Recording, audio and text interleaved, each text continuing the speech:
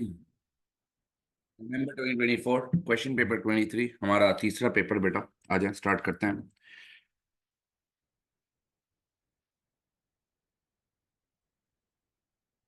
आए सर। कहता है the company accountant of JPLC had prepared draft financials. ठीक है सर। आपसे कहते हैं the draft statement of profit और loss showed a profit of this it has been since discovered no account had been taken of the following errors and omissions.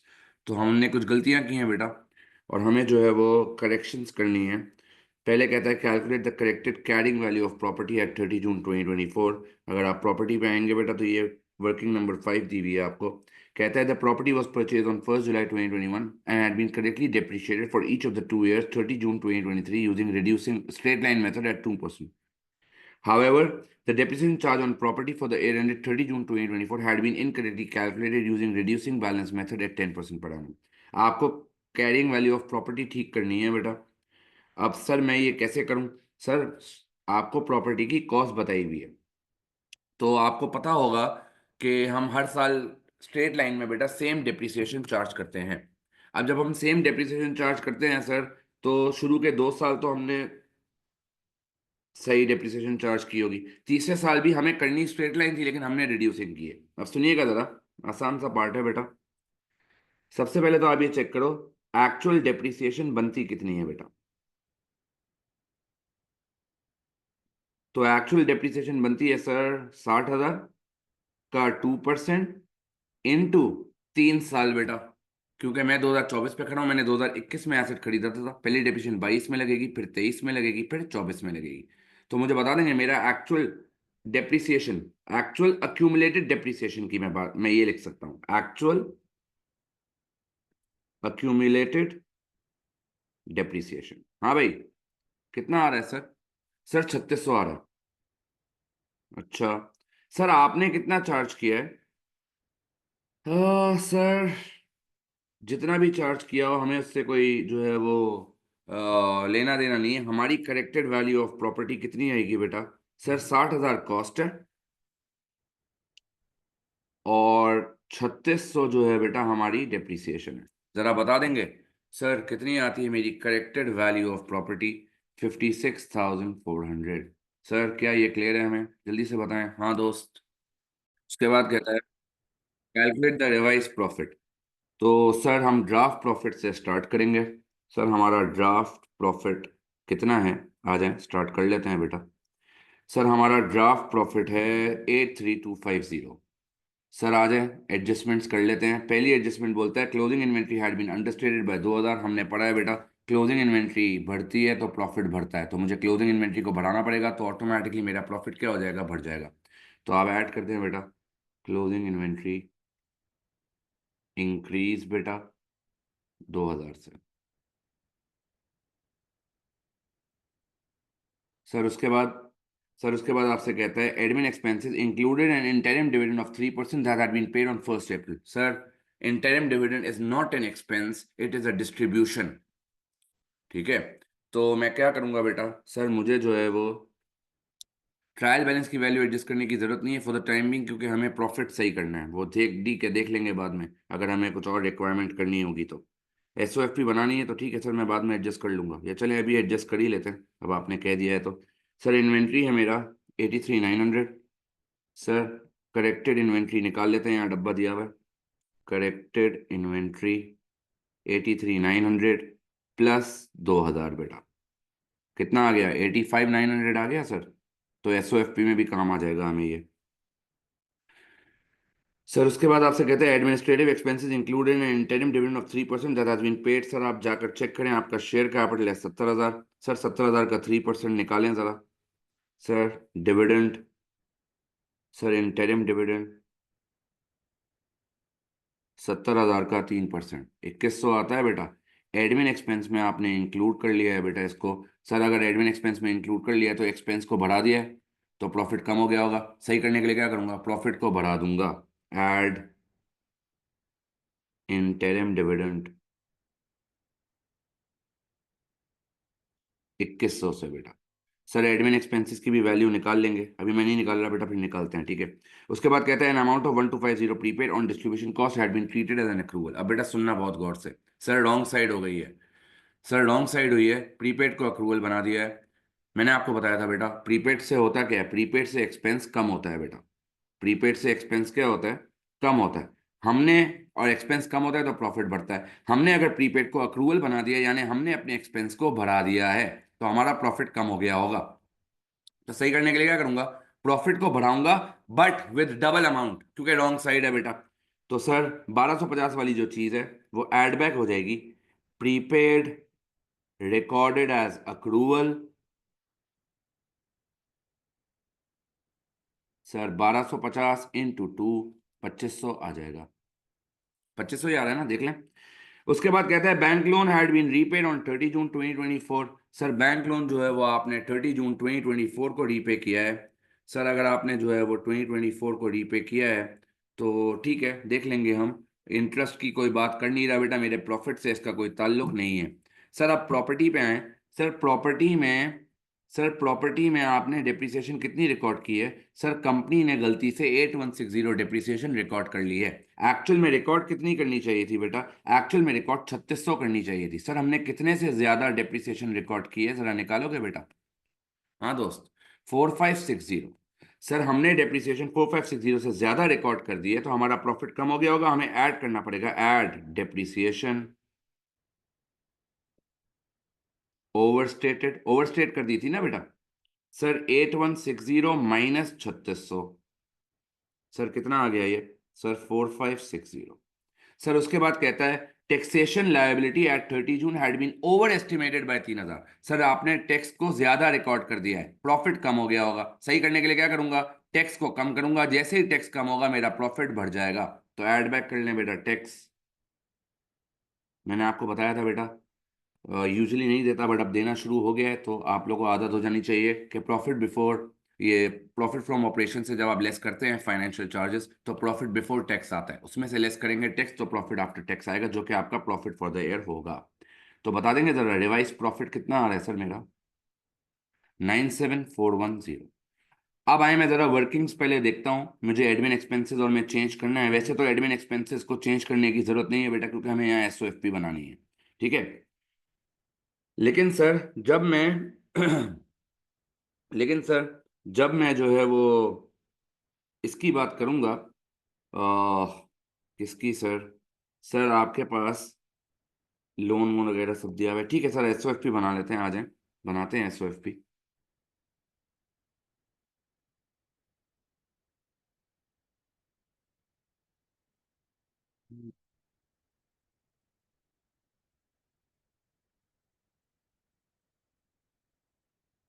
नहीं sir, बनाते हैं एसओएफपी। Sir non current asset से start करते हैं।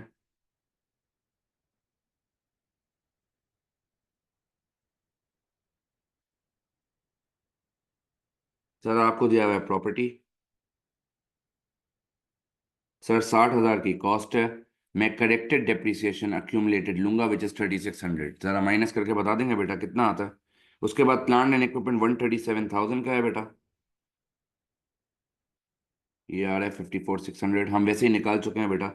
Sir plant and equipment आपके पास आ रहा है 137,000 बेटा।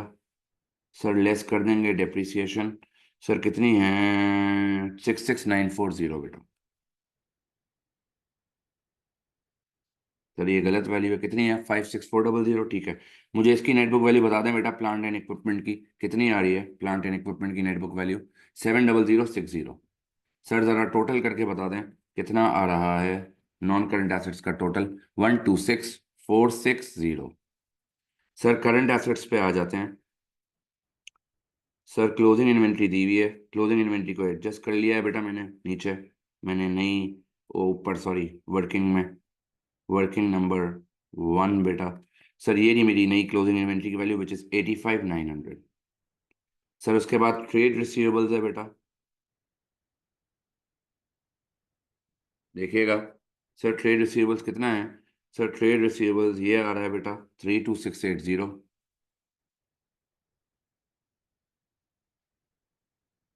सर उसके बाद ऊपर जाएंगे आप, तो ये कह रहा है आपसे amount of 1250 prepaid on distribution cost had been treated as accrual. आपके पास अदर रिसीवेबल्स भी आ रहा है, मुझे बताओ क्या मुझे इसमें 1250 ऐड करने की जरूरत है क्या बेटा। हाँ दोस्त, क्या मुझे इसमें 1250 ऐड करने की जरूरत है सर। हाँ भाई, बताएं सर, क्या मुझे इसमें 1250 ऐड करने की जरूरत है बेटा?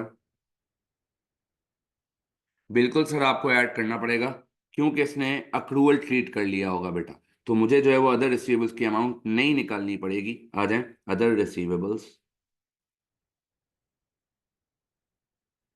आपको इसने 5320 दिया है बेटा। आपने अगर एक चीज को अक्रूवल ट्रीट कर लिया, यानी आपने अदर रिसीवेबल्स को एडजस्ट नहीं किया होगा।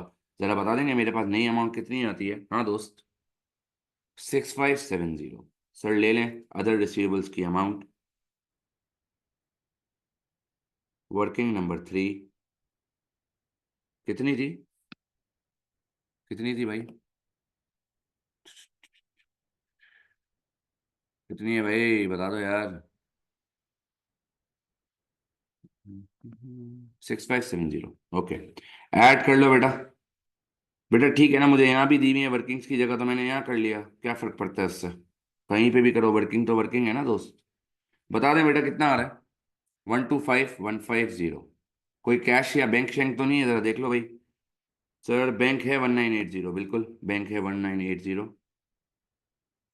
बैंक 1980। ऐड कर लो बेटा, कितना आता है?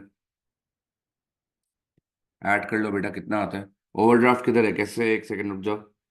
कहाँ लिखा हुआ है भाई ओवरड्राफ्ट है? हाँ दोस्त, किधर लिखा हुआ है ओवरड्राफ्ट है? मेरे को तो नहीं दिख रहा।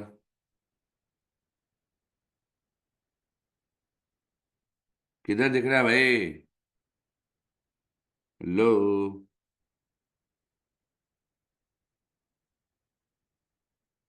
सर बिल्कुल सही कह रहे हैं। नीचे अगर आप लाइन पढ़ें बेटा, उसने नीचे आपको कहा है bank loan has been repaid on 30 June 2024। अब सुनिएगा सर, इस ये कह रहा है this no account had been taken of the following errors and omissions. Sir तो अगर आपने बैंक लोन रीपे किया है, तो आप एंट्री बनाओगे बेटा, लोन डेबिट और बैंक क्रेडिट 11,000 से। अब बेटा आपके पास बैंक में तो पैसे ही नहीं है सर।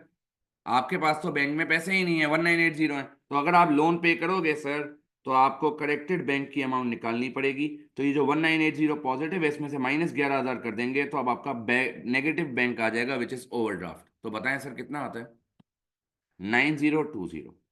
सर ले लें बैंक, यहाँ तो अब नहीं आएगा बेटा बैंक ओवरड्राफ्ट। तो ज़रा मुझे बता देंगे सर, मेरा कितना आता है करंट एसेट्स?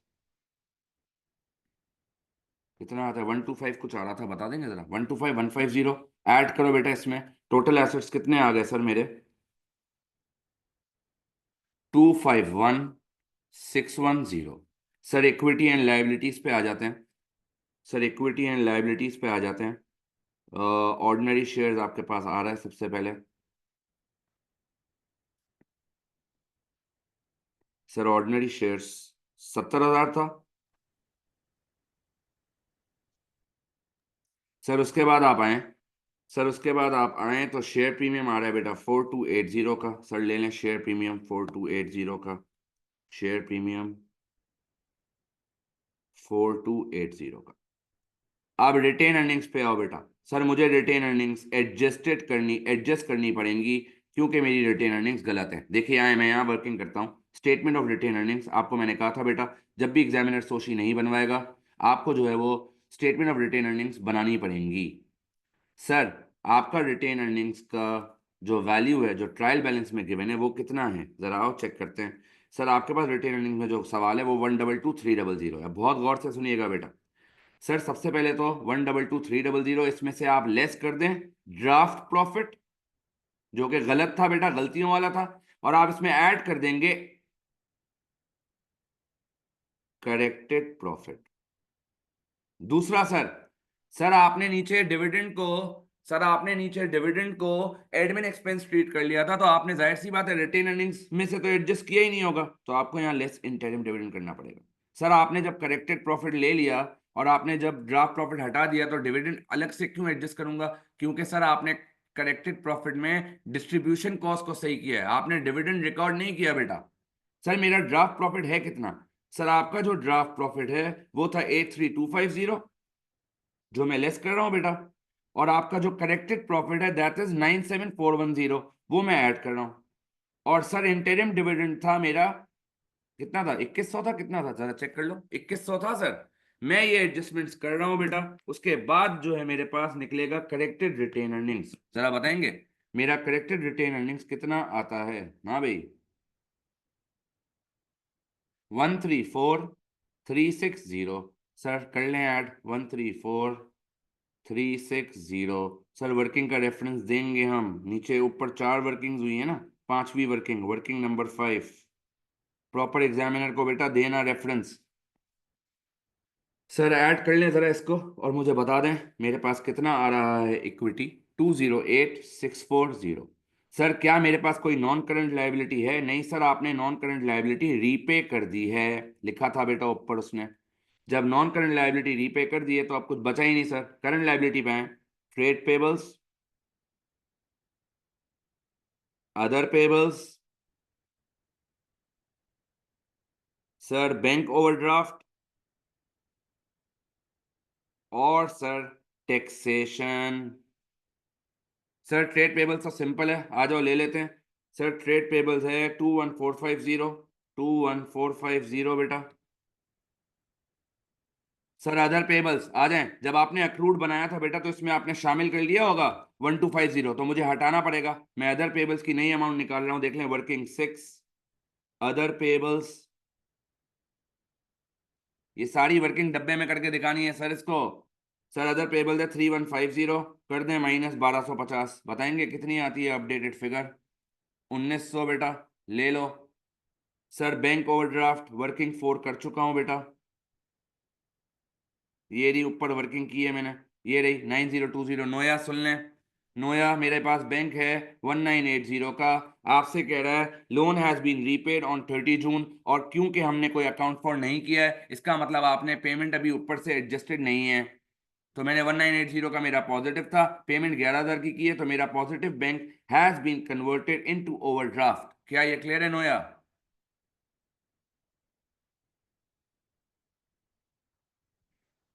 सर टैक्सेशन भी करेक्टेड निकालनी है, वर्किंग 7। सर मेरे पास टैक्सेशन को मैंने ओवर एस्टिमेट किया था बेटा, मेरा टैक्सेशन जो ट्रायल बैलेंस में आ रहा है दैट इज 13,600, और आपसे कह रहे हैं ओवर एस्टिमेटेड बाय 3,000, तो 13,600 माइनस 3,000 बेटा, तो आपकी टैक्सेशन आ जाएगी 10,600। सर कर लें ऐड, जरा बताएंगे करंट लायबिलिटी का टोटल कितना आता है? हाँ दोस्त, जरा बता दें करंट लायबिलिटी का टोटल कितना आता है? 42970, ऐड करो देखो मैच होता है, 251610। इक्विटी एंड लाइबिलिटीज चेक करो, मैच हो रहा है बेटा। सर क्या ये क्लियर के बाद थ्योरी आ जाए? डिस्ट्रीब्यूशन कॉस्ट में क्या समझ नहीं आया भाई? डिस्ट्रीब्यूशन कॉस्ट क्या समझ नहीं आया भाई? इतना सिंपल तो है, क्या मसला है डिस्ट्रीब्यूशन कॉस्ट में? जैनब कह रहा है सिंपल, डिस्ट्रीब्यूशन कॉस्ट है किधर भाई?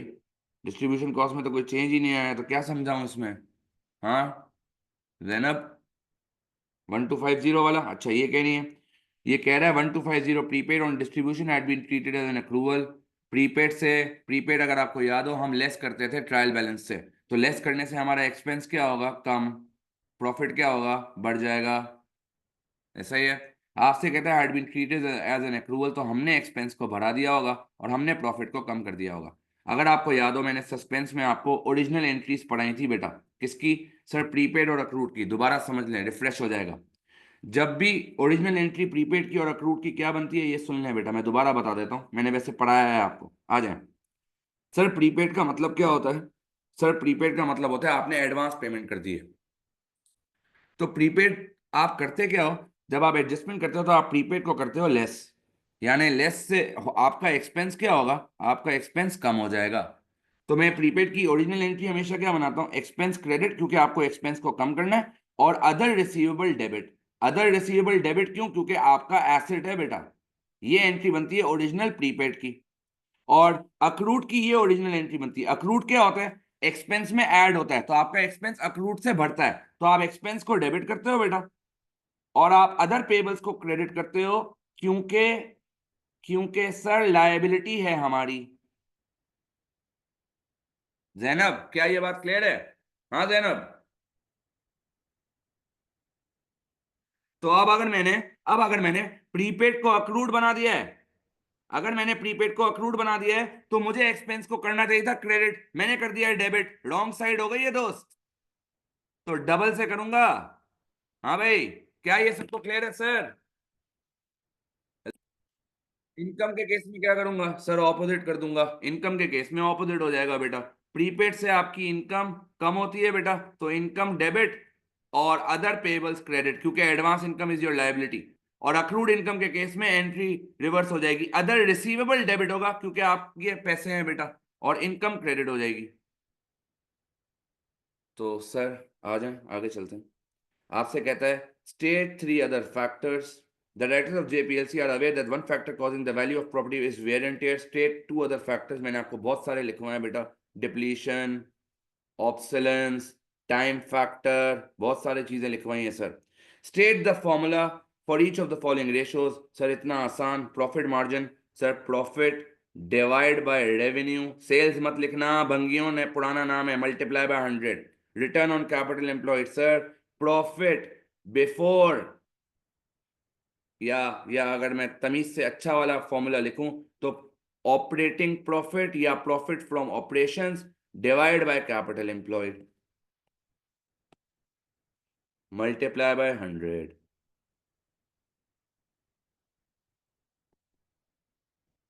आगे आए सर, उसके बाद कहता है having calculated both these ratios, the directors are pleased that both achieve the company's targets. They are wishing to expand and are planning to acquire additional plant and equipment with an estimated cost of 80,000. They are considering two financing options, but are also concerned as to effect these will have on the ratios. एक तो कह रहा है request a 5 year bank loan to purchase the equipment outright, या option two कह रहा है take out a 3 year lease agreement for the equipment. Sir अब ये लीज अग्रीमेंट क्या है? सर लीज का सिंपल सिंपल मतलब, सर लीज का सिंपल सिंपल मतलब रेंट पे एसेट लेना है। आप रेंट पे एसेट लोगे, आप 3 सालों तक उस इक्विपमेंट का रेंट भरोगे बेटा, और after the end of lease agreement आपको वो एसेट वापस करना है आपने जिससे रेंट पे लिया था, क्योंकि ये एसेट आपका नहीं है। कहता है advise board directors which option they should choose, justify your advice by considering both financial and non financial factors. आ जाओ भाई देख लेते हैं। सर 7 मार्क्स का है, 3 बातें लिखनी होंगी ईच के बारे में, और 3 बातें लिखने के बाद एक आपको देना होगा अपना एडवाइस। तो आ जाए सर, हम बात कर लेते हैं, 3 बातें और 1 मार्क हमारे ओपिनियन का। आ जाए सर, अगर आप लोन लेते हो, देखना बेटा, सर अगर आप लोन लेते हो लोन से होगा क्या?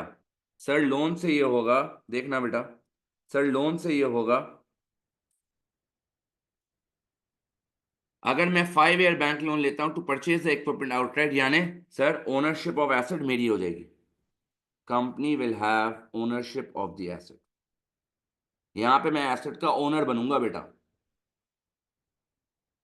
अगर मैं ऑप्शन टू चूज करता हूं तो मैं एसेट का ओनर नहीं होऊंगा, एसेट का ओनर कोई और है, और मुझे जो है वो डायरेक्ट जो है वो खरीदना है। इंस्टॉलमेंट नहीं है बेटा, ये ऑप्शन टू इंस्टॉलमेंट नहीं है, ये सिर्फ लीज है। लीज का सादा सा मतलब होता है रेंट पे एसेट लेना, आफ्टर रेंट मैं एसेट को वापस दे दूंगा बेटा। इंस्टॉलमेंट नहीं है ये अलग है। इंस्टॉलमेंट, इंस्टॉलमेंट में भी एसेट मेरा होता है, साल के शुरू में नहीं।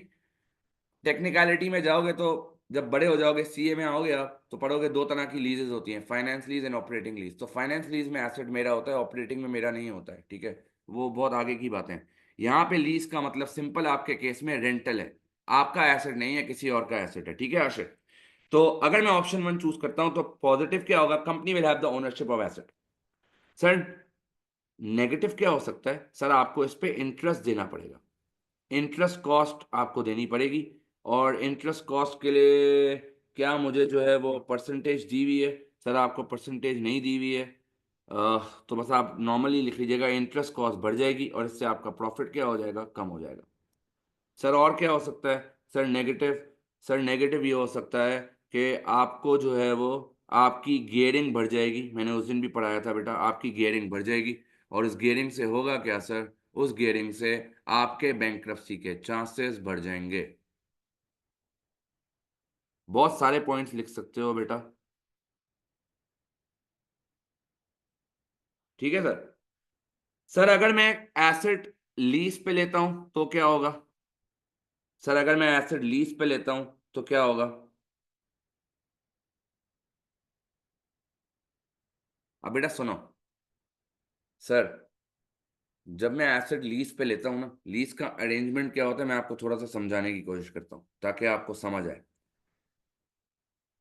सर लीज अरेंजमेंट में होता क्या है, सर लीज अरेंजमेंट में ये होता है, मैं एक कंपनी के पास गया, जैसे आप लोग शादियों में अगर किसी के घर पे शादी हो ना, तो देखना अगर उसके घर पे जनरेटर नहीं है ना, तो वो जनरेटर लेकर आते हैं सिर्फ उन शादी के पीरियड के लिए कि इनकेस लाइट बैठ जाए तो जो है मसला ना हो। तो हम अगर गए बेटा जनरेटर लेने के लिए रेंट पे, ठीक है, या हॉल्स की अगर आप बात कर लो, हॉल्स में जो जो उस तरह के हॉल्स होते हैं, किस तरह के हॉल्स होते हैं सर, जो ओपन एयर हॉल्स होते हैं, उनमें रोज की बेसिस पे जनरेटर रेंट पे लिया जाता है।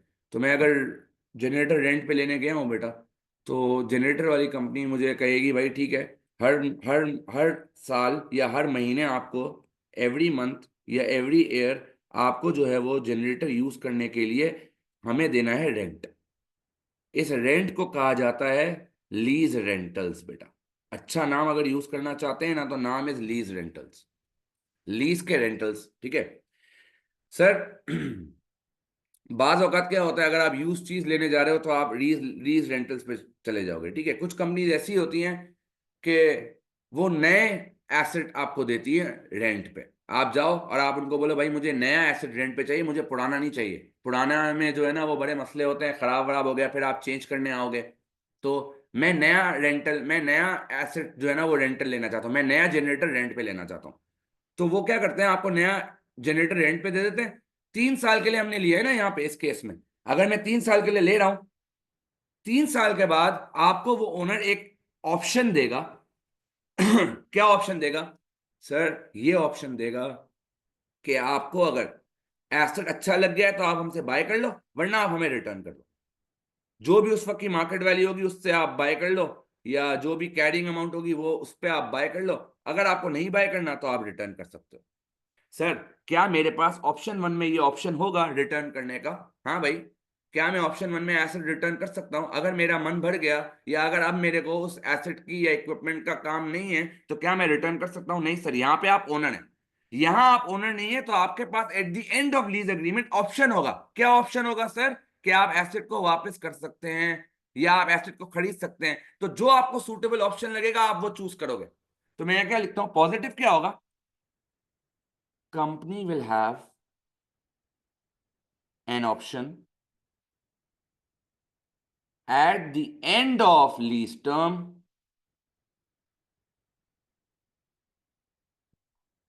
to either return or buy back the asset। तो हम जो भी सूटेबल ऑप्शन होगा कंपनी के लिए उस वक्त, कंपनी वो जो है ऑप्शन रख लेगी बेटा, ठीक है। बेटा ऑप्शन वन में हमारे पास बिल्कुल ही ऑप्शन होगा कि नहीं चाहिए तो सेल कर दें, लेकिन मगजमारी नहीं है ना यहाँ पे। बेचने के लिए पार्टी ढूंढना भी आजकल जो है ना बड़ा अजाब होता है। ऐसे ही थोड़ी बिक जाएगा सर, आपको ख्वारी करनी पड़ेगी। डालो OLX पे ऐड, पार्टीज देखने आएंगी, आएंगी नाक मुंह चढ़ाएंगी। आसानी से बिक तो नहीं सकता ना एसेट सर। लेकिन यहाँ पे तो मेरे पास ऑप्शन है, वापस कर दूं या खरीद लूं। क्लियर होती है बात? चलें option two. Sir option two में फायदा तो आपने बता दिया, नेगेटिव क्या होंगे? सर नेगेटिव ये होंगे कि आपको लीज रेंटल देना पड़ेगा।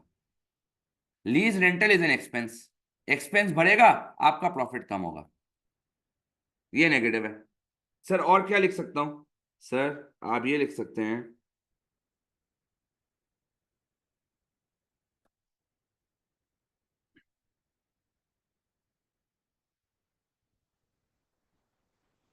पॉजिटिव लिख सकते हो,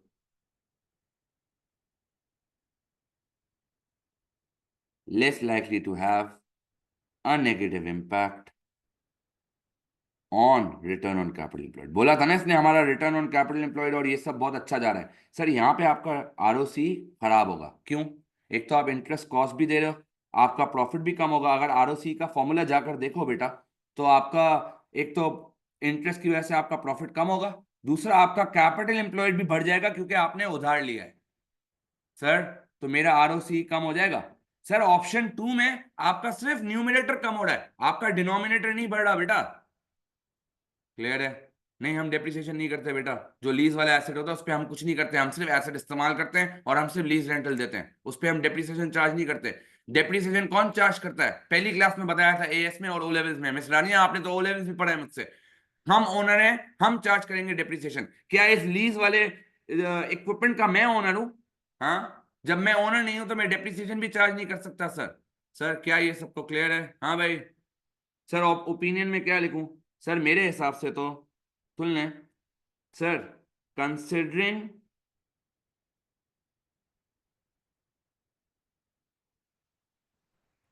considering plans of expansion. Sir आप सवाल में भी तो देखो, कोई कोई टेम्परेरी चीज के लिए नहीं चाहिए आपको, उसने साफ साफ लिखा है they are wishing to expand and are planning to acquire. Sir अगर कोई टेम्परेरी कॉन्ट्रैक्ट होता, उसके लिए अगर मैं जो इक्विपमेंट खरीद रहा होता तो समझ आती है बात कि शॉर्ट टर्म के लिए मैं क्यों एसेट बाय करने के फजीते करूं, मैं जाके डायरेक्ट मार्केट से खरीद लूं। सर लेकिन यहाँ पे आपका प्लान एक्सपैंड करना है, तो considering plans of expansion, directors should buy asset rather than leasing it, as the expansion plan may increase the benefit of the owned asset। Sir 3 साल बाद आपको लगा यार अभी भी जो है वो हम लोग नई नई मार्केट्स में एक्सप्लोर करें, हमें दोबारा इक्विपमेंट चाहिए, फिर आप दोबारा 2 साल के लिए लीज पे लोगे, तो फिर फायदा क्या सर, बार बार आप लीज पे ही ले रहे हो। अगर प्लान ही एक्सपेंशन का है तो बेहतर है अपना ही एसेट आप ले लें। अगेन आप डेविएट कर सकते हो बेटा मुझसे, आप कह सकते हो नहीं भाई मैं फजीता नहीं करूंगा, मैं अगर ओनर बनूंगा तो मुझे जो है वो इंटरेस्ट कॉस्ट भी देनी है, फिर मुझे इस पर डिप्रिसिएशन भी चार्ज करना पड़ेगा। मैं जो है ये फजीते नहीं चाहता, मैं सिर्फ एक रेंटल दूंगा भाई, और वो रेंट दूंगा ना, मुझे कोई इंटरेस्ट कॉस्ट देनी है लोन पे, ना मुझे कोई डिप्रिसिएशन जो है वो चार्ज करनी है, बिला वजह मैं पख नहीं पालूंगा एंड मैं ऑप्शन 2 के थ्रू जाऊंगा। तो आपकी मर्जी है, आप मैं चाहूँ तो ऑप्शन 2 को भी सपोर्ट कर सकता हूँ। जल्दी से बताएं क्या। चलें आगे सर, बड़ा आसान सा सवाल कंट्रोल अकाउंट्स का। Alex on the wholesale business purchasing and selling goods on cash and credit, control accounts are used to check accuracy. ठीक है सर, हमें पता है, हमें ज्ञान नहीं दें आप। Sale ledger control account balance on 1 सितंबर, आपको बीडी दिया हुआ है बेटा।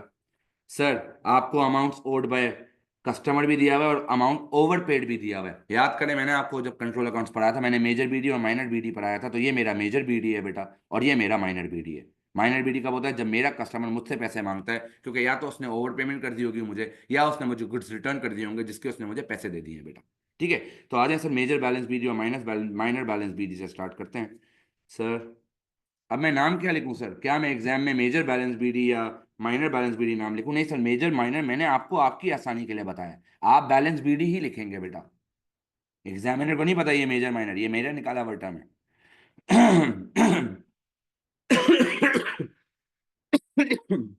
तो आ जाए 64280 एंड 215। हम सबको पता है बेटा कैश सेल्स कंट्रोल अकाउंट में नहीं आती सर, रिसिट्स आती हैं, ले लें। हलवा सा सवाल है बेटा। 196380 सर, डिस्काउंट अलाउड आता है, ले लें सर क्रेडिट पे। 2440 सर, रिफंड कर रहे हैं, डेबिट पे ले लें बेटा, मैंने आपको बताया था। रिफंड ऑफ ओवर पेमेंट 215 का बेटा। सर सेल्स जर्नल मैंने आपको बताया था क्रेडिट सेल्स को रेफर करता है बेटा। अब सर आप क्या नाम लिखेंगे? मैंने आपको बताया था जो एग्जामिनर नाम लिखेगा वही लिखिएगा, तो आप खुदा का वास्ता है क्रेडिट सेल्स मत लिख देना, यूज द टर्मिनोलॉजी और द एग्जामिनर हैज यूज, ताकि आप सेफ रहें बेटा। सेल रिटर्न जर्नल 2560, और सर दूसरा है कॉन्ट्रास्ट टू परचेज जर्नल।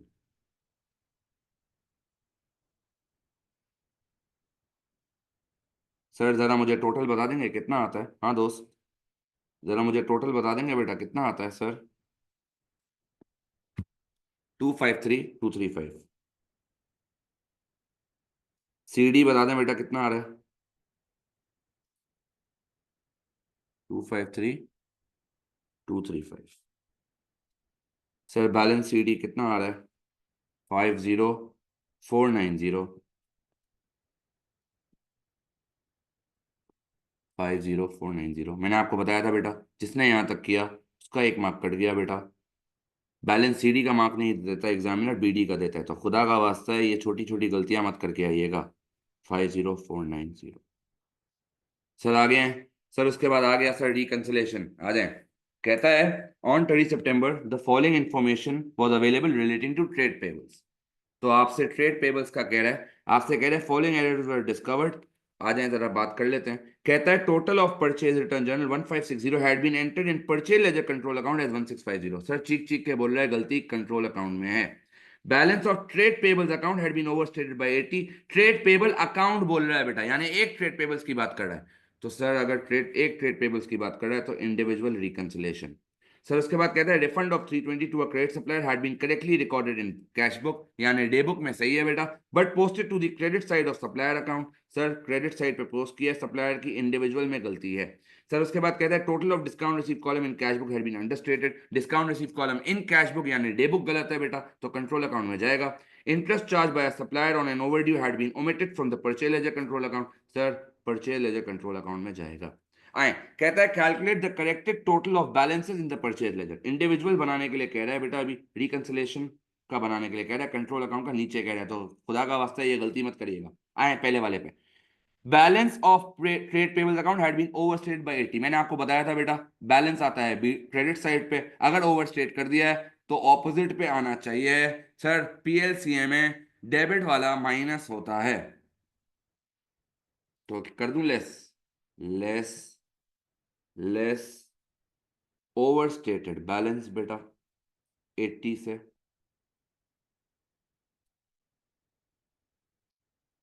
अगर बैलेंस गलत हो तो भी मार्क मिलेगा बीडी करने का, जी बिल्कुल मार्क मिलेगा बीडी करने का। आ जाए उसके बाद इंडिविजुअल यहाँ पे, और refund of 320 had been correctly recorded in cash book but posted to credit side of supplier account. मैंने आपको पढ़ाया था पीएलसीए में रिफंड आता है क्रेडिट पे, सॉरी रिफंड आता है posted to the credit side of supplier account. तो सर ये आता है डेबिट पे रिफंड। सर अगर आपने सर अगर आपने इसको क्रेडिट कर दिया है बेटा, यानी आपने रॉन्ग साइड कर दी है सर, रॉन्ग साइड करती है करी है तो डबल अमाउंट हो जाएगी, पहली बात। दूसरी बात डेबिट वाली चीज माइनस होती है, तो सर कर दें लेस रिफंड क्रेडिटेड, और डबल कर देंगे बेटा इसको 640। जरा बताएंगे, और कोई इंडिविजुअल की है नहीं बेटा एंट्री, जरा मुझे बताएंगे मेरा करेक्टेड टोटल कितना आ रहा है। हाँ दोस्त 40630। उसके बाद कंट्रोल अकाउंट पे आए सर। अब हम तो, आपने तो हमें टी अकाउंट वाला टी सिखाया है सर, तो बस वही रिकंसिलेशन वाला रूल ना, क्रेडिट पे है तो ऐड कर देना, डेबिट पे है तो माइनस कर देना बेटा। तो आ जाए जरा पहला वाला, purchase return journal had been enter in purchase ledger control account as 1650। Sir 1560 record करना था, रिकॉर्ड कर लिया 1650, ओवर स्टेट कर दिया है बेटा। सर परचेज रिटर्न आता कहाँ है, सर परचेज रिटर्न डेबिट पे आता है, ओवर स्टेट किया तो ऑपोजिट करूंगा बेटा, क्रेडिट वाली चीज ऐड होती है, ऐड परचेज रिटर्न ओवरस्टेटेड। जरा बताएंगे कितने से ओवरस्टेट किया है, 90 है कितना है देखो जरा। हाँ भाई कितना है, 90 है कितना है। सर उसके बाद तीसरे वाले पे आ जाओ, discount allowed had be discount received had been understated. Sir discount receive debit पे आता है, अंडरस्टेट किया है तो डेबिट पे ही आएगा, डेबिट वाली चीज माइनस होती है, तो 68 लेस कर देंगे, less discount received understated. Sir अगर ये चैप्टर भी कोई गलत कर रहा है ना बेटा, इन्ना लिल्लाहि व इन्ना इलैहि राजिऊन पढ़ना है। उसके बाद कहता है interest 16 had been omitted from purchase ledger. Sir interest आता है क्रेडिट पे, क्रेडिट वाली चीज ऐड होती है, ऐड इंटरेस्ट ओमिटेड। जरा टोटल बता दो बेटा और चेक करो क्या ये मैच करता है मेरे इंडिविजुअल के टोटल से, जरा चेक करें मैच हो रहा है। आगे और उसके बाद तीसरा क्वेश्चन कंपनी का आ जाए, वही बेटा डायरेक्ट अप्रोच वाला सवाल है ये सर। हमने लास्ट क्लास में इनडायरेक्ट अप्रोच पढ़ा था, वर्क बैक पढ़ा था, ये डायरेक्ट अप्रोच वाला सवाल है बेटा। आपसे कह रहा है रिकॉर्ड्स ऑफ एनपीएलसी एट 1 अक्टूबर, 1 अक्टूबर का मतलब बीडी है बेटा, और आपको 0.50 पार वैल्यू दे दी है। सर 1 नवंबर पे आपसे कहते हैं issued 50,000 ordinary share of 0.70, working का कोई डब्बा शब्बा दिया, ये रहा। सर आ जाए सर क्या एंट्री बनाऊंगा? Sir cash debit, ordinary share capital credit, share premium credit. अब बेटा सुन लो, बच्चे हैं ना मुझे हमेशा बोलते थे कि सर आप क्यों एंट्रीज बनवाते हैं सोशी के टाइम पे भी। बेटा इस दिन के लिए एंट्री बनवाता हूँ, इस दिन के लिए। ये वो दिन है जिसके लिए मैं एंट्री बनवाता हूँ। 2022 में भी ऐसा ही सवाल आया था, और बच्चों को सोशी बनाना आती थी, किसी को एंट्री बनाना आती नहीं थी, तो उनको पता ही नहीं था कि अकाउंट में कैसे जाएगा। तो अगर एंट्री पता होगी तो अकाउंट में डाल सकते हैं ना सर। इस दिन के लिए आपको एंट्री पढ़ाई थी। तो बस जिनको नहीं पता था या जो टीचर्स नहीं पढ़वाते थे बेटा एंट्रीज के साथ, बच फंस गए उनके बच्चे। तो जो पढ़ाता हूँ ना वो चुपचाप मान लिया करो। 50,000 इंटू 0.7, 50,000 इंटू 0.5, 50,000 इंटू 0.2। जरा बता देंगे बेटा कितना आता है? कितना कितना आता है? सर ये आ जाएगा 35,000, सर ये आ जाएगा 25,000, और सर ये आ जाएगा 10,000। और मैंने आपको बताया था जब जब मैं नए शेयर इशू करूंगा शेयर कैपिटल अपडेट होगा। मेरा पुराना शेयर कैपिटल का अमाउंट है 2.5 लाख, प्लस कर दें बेटा 50,000 और 25,000 और शेयर इशू किए हैं, तो मेरा जो अपडेटेड शेयर कैपिटल है वो 2,75,000 हो जाएगा। तो सर आ जाए, मैं एंट्रीज बाद में बनाऊंगा बेटा, पहले मैं सारी वर्किंग्स कर रहा हूँ। उसके बाद कहता है made a right issue of one ordinary share for every 5 held at date at an issue price of 0.65, the issue was fully subscribed. Sir right issue बताया था, फॉर्मूला लगेगा नंबर ऑफ शेयर्स पे। तो sir updated number of shares निकाल लूं? हाँ भाई। Sir updated number of shares, ये अपडेटेड अमाउंट है, अपडेटेड नंबर भी निकाल ही लो। बल्कि निकालने की जरूरत भी नहीं है बेटा, अपडेटेड नंबर आपको ऐसे ही पता चल जाएगा। ये 2.5 लाख जो शेयर्स हैं उनके, उनकी शेयर्स 1,25,000 से प्लस 50,000 और शेयर्स आपने इशू किए, तो 1,75,000। नहीं समझ आ रहा इस तरह दूसरे तरीके से भी कर सकते हो। 2,75,000 आपके अपडेटेड अमाउंट है, डिवाइड कर लो पार वैल्यू से, बता देंगे नंबर कितने आ रहे हैं शेयर्स? 5,50,000। सर लगा लें इस पे राइट इशू का फ्रैक्शन। सर ये दो दो शेयर्स क्यों दिए मैं? भाई ये दो दो शेयर्स क्यों दिए मैं सर? ये जो है मार्केट में हमने इशू किया होगा, और ये हमने राइट इशू किया होगा जो एग्जिस्टिंग वालों को हम देते हैं। बताया था ना बेटा, पढ़ाया था। ट्रीटमेंट बिल्कुल सेम होता है, बताया था, बस अलग लोगों को ऑफर होते हैं। ये एग्जिस्टिंग शेयर होल्डर्स को ऑफर होते हैं, और ये मैं किसी को भी दे सकता हूँ मार्केट में बेटा। ठीक है, तो आ जाए सर जरा एंट्री बना लेते हैं। 5,50,000 और मेरा राइट इशू का fraction is one ordinary share for 5 held, यानी 1/5 बेटा। तो राइट इशू के शेयर्स आ गए 5,50,000 इंटू 1/5, कितना आता है? 1,10,000। हाँ भाई, बनाने सर एंट्री। डेट्स वेट्स डाल लेना यार, मैं डाल नहीं रहा। वर्किंग डे वैसे डालना है डालो, नहीं डालना नहीं डालो, आपकी मर्जी है। Sir ordinary share capital credit, share premium credit बेटा। Sir 1,10,000 into 0.65, sir 1,10,000 into 0.5, sir 1,10,000 into 0.15। जरा बता देंगे बेटा क्या क्या वैल्यूज आ रही हैं? हाँ दोस्त। 71,500, ओके। और 16,500 और 55,000, ऐसा ही सर। सर पढ़ा था जब भी शेयर कैपिटल नया आएगा रिकॉर्ड अपडेट करेंगे बेटा, अपडेटेड अमाउंट निकाल लेते हैं। आ जाओ, पुरानी अपडेटेड अमाउंट वॉज 2,75,000 बेटा। शेयर्स अपडेट करने शेयर्स कर लो, अमाउंट करनी अमाउंट कर लो। मैं अमाउंट इसलिए कर रहा हूँ कि आगे बोनस इशू होगा, वो अमाउंट पे लगता है बेटा, इसीलिए। जरा बता देंगे कितना आता है मेरा अपडेटेड अमाउंट? 3,30,000। तो बेटा दिमाग से अपडेट करना ना, क्या अपडेट करना है, आगे क्या आ रहा है। ठीक है, देख लो। आगे यहाँ कह रहा है बोनस इशू, और बोनस इशू का फ्रैक्शन अमाउंट ऑफ शेयर्स पे लगता है, अगर आपको याद हो, इसलिए मैंने अमाउंट अपडेट किया। अगर आगे राइट इशू आ रहा होता दोबारा, या पहली दफा राइट इशू आ रहा होता, तो मैं शेयर्स अपडेट करता, तो मुझे बार बार ये काम करने की जरूरत नहीं पड़ेगी। ठीक है, चले हैं। उसके बाद आपसे कहता है sir paid a final dividend of 0.02 per share on all shares in issue at that date. At that date का मतलब मई 24 पे जितने भी आपके अपडेटेड शेयर्स हैं उन सबको डिविडेंड मिलेगा। तो सर जो ये फाइनल डिविडेंड है, ये जो फाइनल डिविडेंड है बेटा, इसको आप नए शेयर्स पे लगाएंगे। तो आ जाएं sir, dividend dividend dividend sir आ जाएं।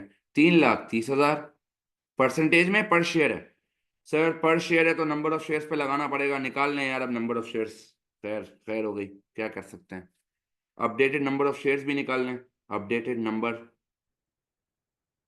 3,30,000 डिवाइड बाय 0.5 कर दो। अपडेटेड कितना आ गया? 1,65 आ गया। कितना है? 6,60,000। अच्छा ओके, 6,60,000, सॉरी मैं मल्टीप्लाई कर 0.5 से मल्टीप्लाई कर रहा था। सर डिविडेंड पे आ जाएं।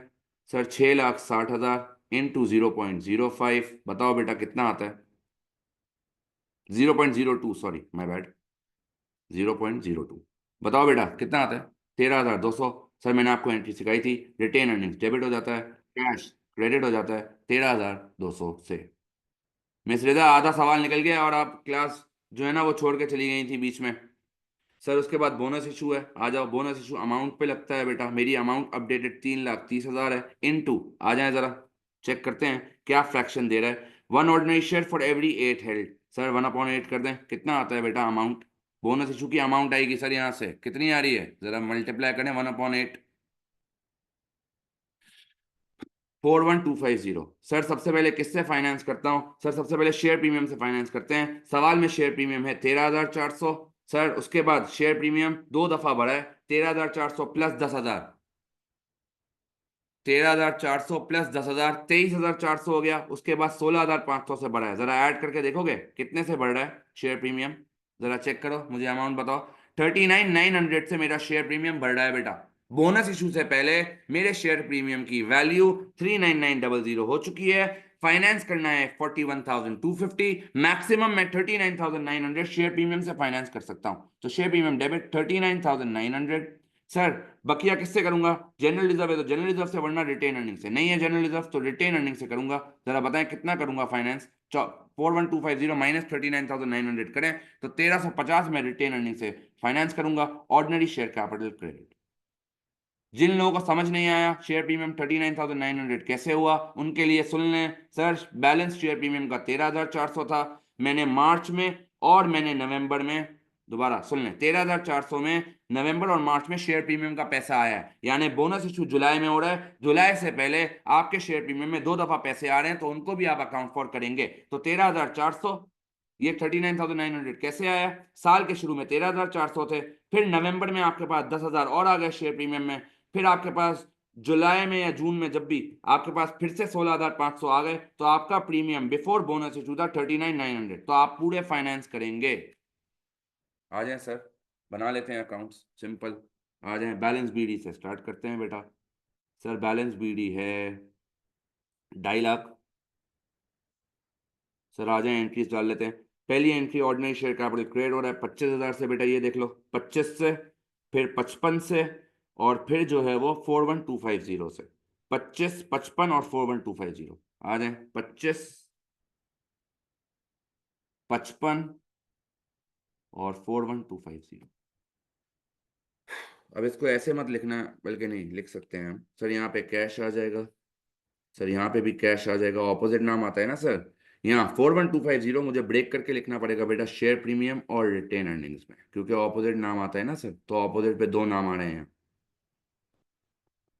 देख लें, दिखा देता हूँ। ऑर्डिनरी शेयर कैपिटल क्रेडिट हो रहा है बेटा, तो ऑपोजिट पे दो नाम आ रहे हैं, share premium and retained earnings. तो 39,900 एंड सर कितना था? 1,350। सर ऐड करके बता दें कितना आ रहा है? बताएं बेटा बताएं जल्दी जल्दी। 330 के बाद 41,250 ऐड कर लो। 371,250, 371,250, 371,250। बैलेंस सीडी बेटा, जिसने यहाँ तक किया एक मार्क कट गया। 371,250 बैलेंस बीडी। हाँ भाई, क्या ये शेयर कैपिटल का अकाउंट क्लियर है सर? सर शेयर प्रीमियम के अकाउंट पे हैं। बैलेंस बीडी से स्टार्ट करते हैं बेटा। बैलेंस बीडी था 13,400। जिनको नहीं दिख रहा आ जाए, दिखा देता हूँ, ये रहा 13,400 बेटा। अब आ जाए, शेयर प्रीमियम कहाँ कहाँ भरा है? शेयर प्रीमियम क्रेडिट हो रहा है, यहाँ पे भी शेयर प्रीमियम क्रेडिट हो रहा है, यहाँ शेयर प्रीमियम डेबिट हो रहा है। ऑपोजिट नाम देख लें, शेयर प्रीमियम क्रेडिट पे ऑपोजिट नाम है कैश, यहाँ पे भी शेयर प्रीमियम क्रेडिट पे ऑपोजिट नाम है कैश, यहाँ पे शेयर प्रीमियम डेबिट पे ऑपोजिट नाम है ऑर्डिनरी शेयर कैपिटल। तो आ जाए 35, नहीं सॉरी 10, 16,500 एंड 39,900। 10, 16,500 एंड 39,900। सर इसका ऑपोजिट नाम कैश था, सर इसका भी ऑपोजिट नाम कैश था, इसका ऑपोजिट नाम ऑर्डिनरी शेयर्स था। सर ऐड करके टोटल हो गया मैच 39,900। खत्म सर, कोई सीडी बीडी नहीं है, पूरा एग्जॉस्ट हो गया है बेटा। सर यहाँ पे आ जाए, balance BD. Sir balance BD है आपका 71,800 बेटा। सबसे पहले आपने रिटेन अर्निंग्स कि डिविडेंड पे किए, रिटेन अर्निंग्स डेबिट हो रहा है, यहाँ आ जाएगा बेटा डिविडेंड के नाम से 13,200, ऑपोजिट नाम कैश बेटा। सर उसके बाद आपने बोनस इशू में भी पेमेंट की है बेटा, डेबिट हो रहा है 1350 से, ऑपोजिट नाम ऑर्डिनरी शेयर कैपिटल, नहीं सॉरी, हाँ ऑर्डिनरी शेयर कैपिटल। सर उसके बाद आपने प्रॉफिट कमाया है बेटा, आपसे कह रहा है profit for the year ended 30 September 2024 was 41,800 बेटा, तो ले लें सर 41,800। सर नया नाम लिखिएगा, बताया था इनकम स्टेटमेंट को अब इनकम स्टेटमेंट नहीं बोलते, स्टेटमेंट ऑफ प्रॉफिट और लॉस बोलते हैं, तो खास ख्याल रखिएगा बेटा। कितना आ रहा है सर? 41,250, 41,800 बेटा। ज़रा ऐड करके टोटल बता दें मुझे, ज़रा ऐड करके टोटल बता दें प्लीज़, खुदा का वास्ता है। प्रॉफिट या इनकम स्टेटमेंट मत लिखना, पूरा लिखना स्टेटमेंट ऑफ प्रॉफिट और लॉस। कैश कैसे लिखोगे? प्रॉफिट कैश में आता है क्या? कैसी बातें करते हो बेटा?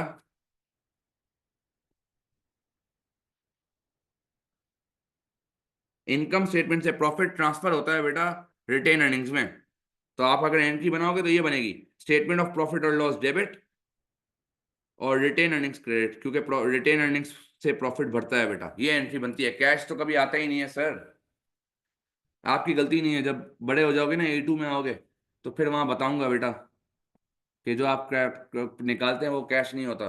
जो एक्सेल के बच्चे हैं उनको पता है। सर CD बता देंगे कितना आता है? पता है ना एक्सेल वालों, पढ़ा है ना कैश फ्लो स्टेटमेंट में भाई।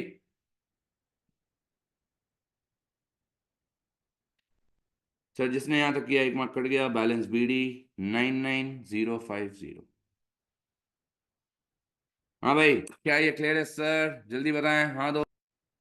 आसान सी थ्योरी बेटा। Two features of debenture sir सबको पता है, नॉन करंट लायबिलिटी है पहला, दूसरा फिक्स रेट ऑफ इंटरेस्ट है बेटा, या फिक्स रेट ऑफ रिटर्न है, ठीक है। Two features of ordinary shares sir, ये जो हैं वो इनके पास वोटिंग राइट्स होते हैं sir. Sir variable rate of dividend होता है, क्यों? क्योंकि सर कभी कम होता है कभी ज्यादा होता है। आ जाए सर अगले क्वेश्चन पे, क्वेश्चन नंबर 4। आओ बेटा। सर क्या कहता है, H limited is a service company providing administrative support to business, ठीक है सर, हम सर्विस कंपनी है। The company operates two separate departments, payroll service and accounting service. अब बेटा सुनो, ये क्या मतलब है सर इसका, मैं आपको थोड़ा समझाने की कोशिश करता हूँ। सर कुछ ऐसी कंपनियां होती हैं, कुछ ऐसी कंपनियां होती हैं जिसमें ये डिपार्टमेंट्स नहीं होते बेटा, तो वो किसी कंपनी को हायर करते हैं जो कि उनको पेरोल की और अकाउंटेंसी की सर्विसेज देते हैं। तो हमारा वो काम है, हम उन कंपनीज को सर्विसेज अपनी ऑफर करते हैं जिनका अपना पेरोल का और अकाउंटिंग का डिपार्टमेंट नहीं होता। अच्छा। The directors are currently preparing budgets for the year ending 31st December 2025. Fixed overhead includes salary of the employees. Each department has 5 employees working 48 hours, 48 weeks each year, 40 hours per week. Payroll service department employees earns $18 while accountancy earns $21। तो payroll का department मुझसे $18 per hour लेता है बेटा, और accountancy वाला मुझसे $21 per hour लेता है, ठीक है sir. The company's other fixed overheads of 68,000 are apportioned 35,000 to payroll and 33,000 to accountancy service. Each department also incurs a variable overhead of $7। The company charges its clients $35 per hour। मैं payroll वाले को $18 दे रहा हूँ, accounting वाले को $21 दे रहा हूँ, लेकिन मैं जिस कंपनी को सर्विसेज दे रहा हूँ उससे मैं $35 ले रहा हूँ हर किसी के अगेंस्ट। तो मैंने आउटसोर्स किया हुआ है बेटा, मैंने जो है अपने एम्प्लॉयज को आउटसोर्स किया हुआ है दूसरी कंपनी में जो उनके पेरोल के और अकाउंटेंसी के काम करती है। अच्छा। Calculate for the payroll services department only, कहता है पेरोल सर्विसेज डिपार्टमेंट के लिए सिर्फ काम करना है। Total number of chargeable hours available for the year ended. Sir total number of chargeable hours अगर मुझे निकालने हैं दोस्त, तो आपको ये पता होना चाहिए कि मैं साल में कितने घंटे काम कर रहा हूं। सर आपको यहाँ लिख के दिया हुआ है कि हम जो है वो 40 घंटे पर वीक काम करते हैं और एक साल में 48 वीक्स हैं। सर अगर मैं 40 घंटे काम करता हूं, एक साल में 48 वीक्स हैं, और एक एम्प्लॉय, ये एक एम्प्लॉय के हैं बेटा, ये 5 एम्प्लॉयज के नहीं है, ये एक एम्प्लॉय के हैं। सर तो 5 एम्प्लॉयज के लिए टोटल आवर्स कितने हो जाएंगे? हाँ दोस्त, सर 9,600। तो मेरे आवर्स हैं 9,600, ठीक है सर। फिर आपसे कहता है ब्रेक इवन पॉइंट निकाल के दो आवर्स में। सर अब ब्रेक इवन में कैसे निकालूं, आए चेक करें।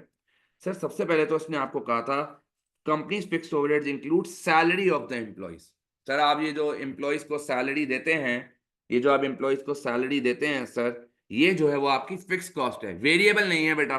सर पहले तो आप अगर ब्रेक इवन पॉइंट निकालना है आपको, तो आपको पता है formula is total fixed overheads divide by CM,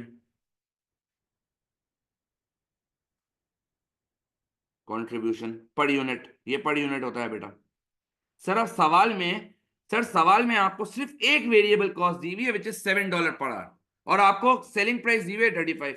sir और कोई तो वेरिएबल कॉस्ट दी भी नहीं है सर, तो यहाँ पे मटेरियल थोड़ी होगा, मेरा कोई प्रोडक्शन बिजनेस थोड़ी है, मेरा सर्विस बिजनेस है बेटा, और जो सैलरी देता हूँ एम्प्लॉय को वो फिक्स्ड है, तो बचा सिर्फ ये $7, तो मेरी एक ही वेरिएबल कॉस्ट है, तो मेरा कॉन्ट्रीब्यूशन कितना हो जाएगा सर?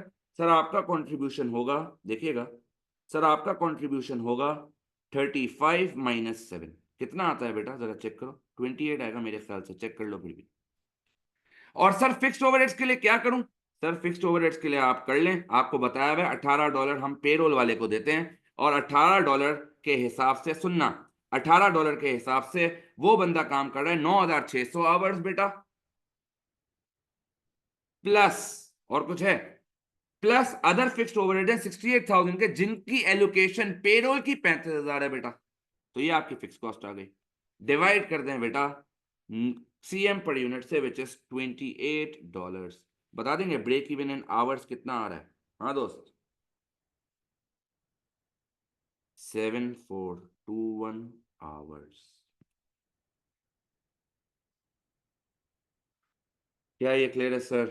जल्दी बताएं। हाँ दोस्त, क्या ये क्लियर है सर? जल्दी बताएं।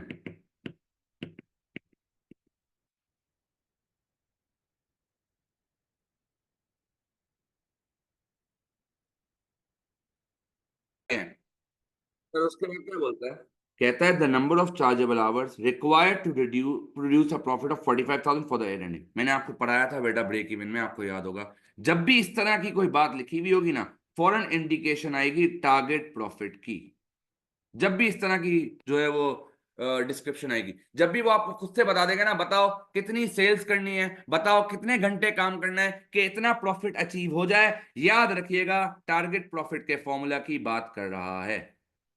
सर टारगेट प्रॉफिट का फॉर्मूला याद है ना? Number of sales, amount of sales या नंबर ऑफ सेल्स, यहां पे सेल्स नहीं होगा, यहां आवर्स की बात कर रहा है ना, तो number of hours is equals to, सुनना, number of hours is equals to total fix cost, याद है ना formula sir, plus target profit divide by contribution.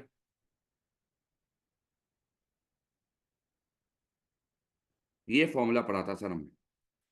Sir तो टोटल फिक्स कॉस्ट कितनी है ऊपर से ले लें बेटा, टोटल फिक्स, ये इनका जरा मुझे टोटल बता दोगे यार, कितना आ रहा था दोस्त? इन दोनों का टोटल बता देंगे कितना आ रहा था सर? हाँ भाई, इन दोनों का जरा टोटल बता दें सर, कितना आ रहा था? 207,800 फिक्स कॉस्ट है, प्लस टारगेट प्रॉफिट 45,000 का है, सर सीएम है 28, बता दें बेटा कितने आवर्स चाहिए? कितने आवर्स चाहिए सर? 9029 आवर्स। सर अगर मेरे एम्प्लॉयज साल में 9,029 घंटे काम करेंगे पेरोल के खाली, तो मुझे 45,000 का प्रॉफिट अचीव होगा। क्या ये क्लियर? चलें, उसके बाद कहता है sir, due to poor motivation the payroll service department is expected to work at 85% capacity during the year ending.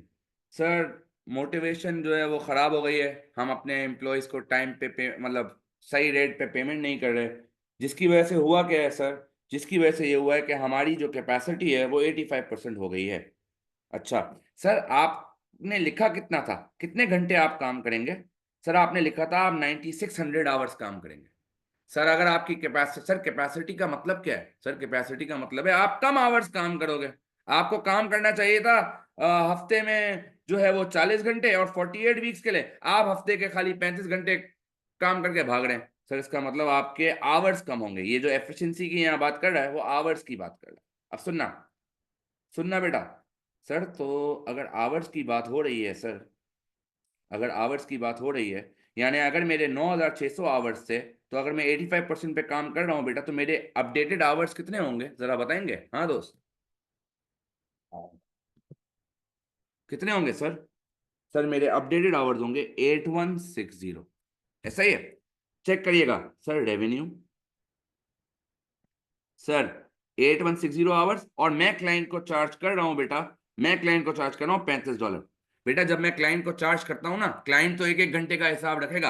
आपको लगता था आपके एम्प्लॉयज 9600 घंटे काम करेंगे, लेकिन जब आपने ये जो भी कंपनी है जिसके पेरोल को किया है, उन्होंने आपको बताया भाई आपके वर्कर्स इनएफिशिएंट थे, उन्होंने कोई 9600 घंटे काम नहीं किया, उन्होंने 8160 घंटे काम किया, हम आपको इतने ही पैसे देंगे। तो सर हमें 8160 इंटू 35, जरा बताओ कितना आता है। Less variable cost, budgeted marginal cost बनानी है ना बेटा, तो मार्जिनल कॉस्ट में तो हम अलग अलग ब्रेकअप दिखाते हैं ना सर।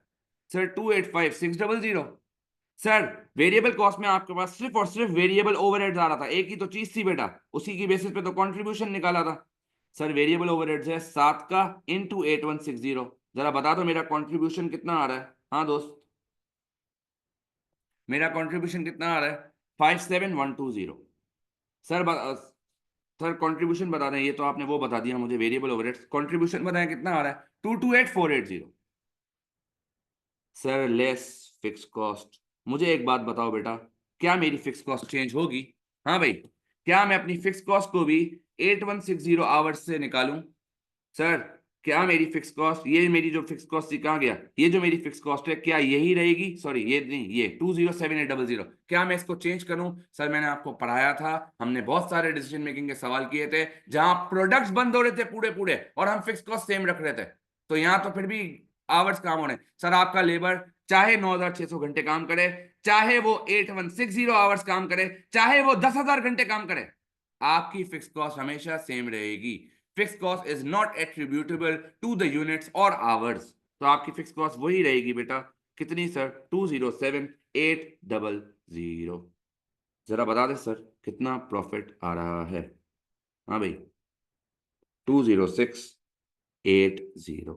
हाँ भाई, क्या ये क्लियर है सर? जल्दी बताएं। हाँ भाई, वो आपसे कह रहा है मार्जिनल कॉस्ट स्टेटमेंट बनाओ, तो प्लीज प्रॉपर स्टेटमेंट बनाइएगा आशिर, उस तरह मत करिएगा डायरेक्ट।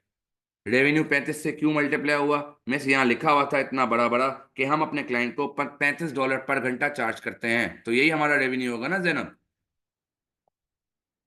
चलें आगे हैं, अब आगे आ जाए सर, वही option 1 option 2, optional decision making है बेटा। कहता है directors of HS limited are of the opinion that performance of payrolls department must be improved. अच्छा सर, परफॉर्मेंस इंप्रूव होनी चाहिए।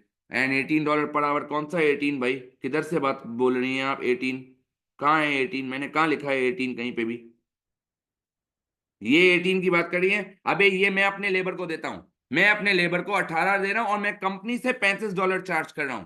जैनब सवाल ही समझ नहीं आया क्या तुम्हें? इतने देर से क्या कर रहा हूं मैं, कथक कर रहा हूं क्या? अभी बताया था, मैं जब अपने एम्प्लॉय को अपने कंपनी में काम देता हूं तो $18 पे देता हूं, वो कंपनी का एम्प्लॉय को मैं पोस्ट करता हूं किसी क्लाइंट पे, आउटसोर्स करता हूं, और क्लाइंट से आउटसोर्स करने के बदले मैं लेता हूं उससे 35। क्लियर है जैनब? मिस जैनब, क्या ये क्लियर है? चलें आगे हैं, ऑप्शनल पे आ जाओ बेटा। सर कहता है the company has been approached by a competitor business wishing to dispose all of its payroll work. अच्छा सर, एक कंपेटिटर बिजनेस मिला है जो अपना सारा पेरोल का वर्क डिस्पोज कर रहा है। कहता है extra work would require an additional 4180 chargeable hours in the department over and above the total number of chargeable hours available. In order to take over this work, H Limited would have to employ 2 new employees and would result in department's capacity being over 100%। अच्छा sir, कहता है कि एक हमें competitor business मिला है जो अपना काम पेरोल का हमें दे रहा है। इस एक्स्ट्रा काम से होगा क्या? इस एक्स्ट्रा काम से ये होगा कि हमें 4180 चार्जेबल घंटे मिलेंगे, और चार्जेबल घंटे मिलेंगे तो हमारी कैपेसिटी ऑटोमेटिकली 100% से ऊपर हो जाएगी, और 100% से ऊपर होगी तो जाहिर सी बात है आपको ओवर टाइम देना पड़ेगा। तो overtime is paid at a premium of 50% in order to increase motivation and to retain their current and new staff. The directors feel they would have to increase the fixed salary to 21 per hour, however the same rate earned by accountancy services department staff। कहता है sir, कहता है कि आपको जो है वो fix salary का रेट बढ़ाना पड़ेगा। $18 आप पहले दे रहे थे, अब एक तो आप $21 दोगे 1 घंटे काम करने के पेरोल वाले को, दूसरा आप उसको जितने भी ओवर टाइम आवर्स हैं उसको, उस पर आप उसको प्रीमियम दोगे 50% का। अच्छा, पहली रिक्वायरमेंट पे है, बोलता क्या है? Calculate the number of overtime hours required for payroll service department for the year ending if the directors choose option 1. आपको निकालने हैं बेटा कि ओवरटाइम आवर्स कितने होंगे। अब बेटा सुनो जरा, बहुत गौर से सुनना। सर ओवरटाइम आवर्स होंगे कितने? सर मेरे पास अवेलेबल कितने आवर्स थे? अगर आप याद करो बेटा, मेरे पास अवेलेबल आवर्स जो बिल्कुल स्टार्ट में पहले पार्ट में मैंने निकाले थे 9600 घंटे मेरे पास अवेलेबल थे। ये देख लो, एम्प्लॉय 40 घंटे काम करता है हफ्ते में, 48 वीक्स हैं साल में, और 5 एम्प्लॉयज हैं, तो 9600 घंटे मेरे पास अवेलेबल थे। ऐसा ही है सर, मानते हैं? सर आपको और कितने ओवरटाइम आवर्स चाहिए? देखना बेटा, ये तो अवेलेबल आवर्स थे। सर एडिशनल आपको और कितने चाहिए? Additional required hours, sir additional required hours आपको चाहिए हैं 4180। सर इसका मतलब, सर इसका मतलब सुनना, इसका मतलब टोटल रिक्वायर्ड आवर्स कितने चाहिए? कोई बता देगा? हाँ भाई, टोटल रिक्वायर्ड आवर्स कितने चाहिए? 13780। मैं इसमें से लेस करता हूं available hours, available hours now. Sir अब कितने आवर्स अवेलेबल हैं? सुनना बेटा बहुत गौर से। सर पहले मेरे एम्प्लॉयज कितने थे? सर पहले मेरे एम्प्लॉयज थे 5। क्या आप भी मेरे एम्प्लॉयज 5 हैं? नहीं सर, अब आपके एम्प्लॉयज भर गए। आपने कहा है यहाँ पे हमने पुराने स्टाफ को रखा है और हमने 2 नए स्टाफ लाए, ये रहा एम्प्लॉय 2 न्यू एम्प्लॉयज। सर तो अब अवेलेबल आवर्स नाउ कितने होंगे? 7 एम्प्लॉयज 40 घंटे काम करते हैं एक हफ्ते में, और साल में 48 हफ्ते हैं। जरा मुझे बताएंगे कितने अब अवेलेबल आवर्स हैं? 13440। सर काम करना है 13780 घंटों का, अवेलेबल 13440 आवर्स हैं। सर इसका मतलब ओवर टाइम आवर्स कितने होंगे बेटा? जरा कोई बता देगा बेटा मुझे? 340 घंटे मेरे ओवर टाइम के होंगे बेटा। हाँ भाई, क्या ये क्लियर है? सर एक चीज बता दें, सर ऊपर इसने कहा था कि कंपनी जो है वो 85% पे ऑपरेट कर रही है। आपने यहाँ 8160 लिया था, आपने यहाँ क्यों 9600 लिख लिया? इसलिए मैंने 9600 लिखा क्योंकि आपको इसने कहा है कि अब हमारी कैपेसिटी 85 से 100 हो जाएगी। क्या ये क्लियर? क्या कहता है? Prepare a budgeted marginal cost statement to show the payroll services department profit for the ending if directors choose option 1। मैंने अभी ऑप्शन 2 पढ़ा भी नहीं है बेटा, मैं अभी सिर्फ ऑप्शन 1 की बात कर रहा हूं। आ जाए सर, मार्जिनल कॉस्ट स्टेटमेंट बना लेते हैं कि कितनी होगी हमारी। आए चेक करें, देखिएगा। सर वही रेवेन्यू से स्टार्ट करेंगे? हाँ सर, रेवेन्यू से स्टार्ट कर दें। सर अब आपको काम देना है, अब आपको काम देना है बेटा 13780 घंटों का। एक तो आपके लेबर्स एम्प्लॉय 100% काम कर रहे हैं, और एडिशनल भी अब आपको नया क्लाइंट मिला है बेटा। पहले जब मैं रेवेन्यू निकाल रहा था, मैं 8160 आवर्स पे निकाल रहा था क्योंकि मेरे वर्कर्स 85% कैपेसिटी पे काम कर रहे थे। अब मेरा सुन लो, अब मेरा जो वर्कर है बेटा, अब मेरा वर्कर 100% कैपेसिटी पे काम कर रहा है, तो 9600 घंटे ये वाले काम कर रहे हैं, और एक एडिशनल मेरे पास क्लाइंट आया है जो मुझे कह रहा है कि आपके 4180 लेबर के घंटे चाहिए। तो मेरी इनवॉइसिंग अब किस पे होगी बेटा? 13780 पे। सर 1 घंटे का मैं चार्ज करता हूं $35 क्लाइंट से। अभी वैल्यू मत बताना, आखिर में वैल्यू बात करते हैं। सर लेस कर लें वेरिएबल कॉस्ट। सुनना बेटा बहुत गौर से, वेरिएबल कॉस्ट में 2 चीजें आएंगी, अब सुनिएगा बहुत गौर से। पहला आएगा सर वेरिएबल ओवरहेड्स, वही वही ओवरहेड्स जो आप पहले ले रहे थे। सर क्या? सर 13780 घंटे, और वेरिएबल ओवरहेड 1 घंटे का 7 था, इफ यू रिमेंबर। सर दूसरा है ओवर टाइम। सर आप क्यों ओवर टाइम वेरिएबल में ले रहे हैं? सर सैलरी तो फिक्स कॉस्ट थी ना, आप क्यों ओवर टाइम वेरिएबल कॉस्ट में दिखा रहे हैं? बेटा मैं ओवर टाइम इसलिए वेरिएबल कॉस्ट में दिखा रहा हूं कि ज्यादा घंटे होंगे तो ज्यादा ओवर टाइम होगा, कम घंटे होंगे तो कम ओवर टाइम हो गया। सर तो वेरिएबल कॉस्ट यही पड़ा था ना। सर यूनिट बढ़ेंगे कॉस्ट बढ़ेगी, यूनिट्स कम होंगे कॉस्ट कम होगी। सर तो घंटे बढ़ेंगे ओवर टाइम बढ़ेगा, सर घंटे कम होंगे ओवर टाइम कम होगा। सर ये तो वेरिएबल कॉस्ट का ही नेचर हो गया ना। क्या ये क्लियर है हमें कि ओवर टाइम क्यों मैं वेरिएबल कॉस्ट रिकॉर्ड कर रहा हूं? हाँ भाई बोलें। सर ओवर टाइम आवर्स हैं कितने? Sir over time labour, sir 340 घंटे हैं। सुनना बेटा बहुत गौर से, सर 340 घंटे हैं। सर क्या मैं मल्टीप्लाई 18 से करूं? हाँ भाई। सर क्या मैं मल्टीप्लाई 18 से करूं, जो पुराना रेट था? नहीं सर, रेट बढ़ गया है अब रेट हो गया है 21। सर क्या मैं 21 से मल्टीप्लाई करूं? नहीं सर, 21 के ऊपर आप प्रीमियम भी दे रहे हैं, तो आपका ओवर टाइम का रेट कैसे निकलेगा? सर 21 का 150%, जरा निकाल के देखोगे और मुझे बताओगे कितना आता है 21 का 150%? अगर आपको ये समझ नहीं आ रहा 150%, आप 21 का 50% निकालें, जो अमाउंट आएगी उसको 21 में ऐड कर लें, सेम बात हो जाएगी। जरा बताएंगे 21 का 150% कितना आता है? हाँ दोस्त बताएं सर, 21 का 150% कितना आता है? 31.5। सर आ जाए सर, 31.5 ये आ गया। जरा आप वैल्यूज बता दोगे बेटा, मेरे पास कंट्रीब्यूशन आ जाएगा। बताओ बेटा, रेवेन्यू कितना है? 482300। रानिया ये सवाल दोबारा पूछना, बताऊंगा। इसकी वैल्यूज बता दो बेटा, कितनी कितनी आ रही है? 13,780 इंटू 7 कितना आ रहा है बेटा? बोलो बेटा बोलो। 96460। सर ये आ रहा है 10710। कंट्रीब्यूशन बता दें बेटा कितना आ रहा है? 375130। अब आ जाए सर लेस फिक्स कॉस्ट, जो सैलरीज थी बेटा हमारी। सर क्या मैं अभी भी अपनी फिक्स कॉस्ट सैलरी, क्या मैं अभी भी अपनी फिक्स कॉस्ट वही रखूं सर जो पहले रखता था? हाँ भाई, क्या मैं अभी भी अपनी फिक्स कॉस्ट वही रखूं जो पहले रखता था? नहीं सर, पहले जो रखते थे वो आप नहीं रख सकते, क्योंकि क्योंकि क्योंकि सर अब रेट चेंज हो गया है। फिक्स का रेट चेंज हुआ है ना भाई, पहले 18 हो रहा था, अब 21 है।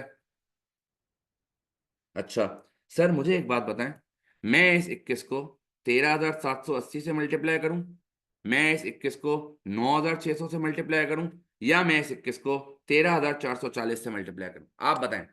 आप लोग जो बोलेंगे वो मैं करूंगा।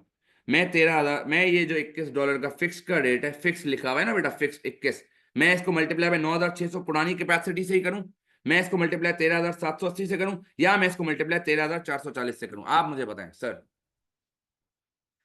जो लोग ये 13,780 बोल रहे हैं, सबसे पहले तो सिंपल सी एक बात याद रखें, 9,600 तो हो ही नहीं सकता ना, क्योंकि 9,600 आपकी 100% कैपेसिटी थी। अब आपके पास एक और काम आया 4,180 आवर्स का, तो ये 9,600 तो हो ही नहीं सकता। सर क्या 13,780 होगा? नहीं सर, 13,780 भी नहीं हो सकता, क्योंकि इस 13,780 में 340 आवर्स वेरिएबल के हैं, over time variable cost charge कर चुके हो। सर तो अगर आपने 13,780 पे लगा दिया, आप दोबारा से ओवर टाइम 2 दफा ले लोगे, ओवर टाइम आप पहले ही वेरिएबल कॉस्ट में ले चुके हो। सर तो बचा क्या? सर 13,440 ये आपकी फिक्स कॉस्ट के लिए यूज होगी। क्या ये क्लियर है सर हमें? हाँ भाई जल्दी से बताएं सर, क्या ये क्लियर है? कितना आता है सर बताएं। क्या क्लियर नहीं है कभी? अभी मैंने बताया दोस्त, ये 340 घंटे तुम यहां यूज कर चुके हो, ये रहे ऊपर। अगर तू नीचे भी 13,980 से ले लेगा, ओवर टाइम दोबारा लग जाएगा भाई। क्लियर है कभी? चलें, बताएं बेटा कितनी आती है ये कॉस्ट, फिक्स कॉस्ट कितनी आती है? मल्टीप्लाई करो बेटा, कितना आता है? सर कितना आता है, मल्टीप्लाई करें। 282240। 282240। सर और कुछ है? सर चेक करें और कुछ है सवाल में।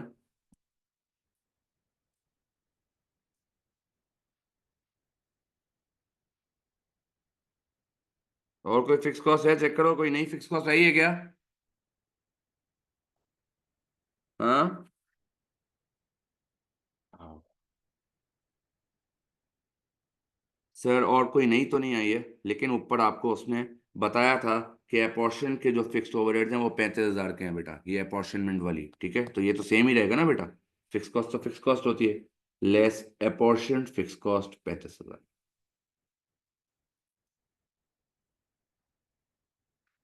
हाँ भाई, जरा बता देंगे मुझे प्रॉफिट कितना आता है? हाँ भाई, कितना आता है प्रॉफिट सर?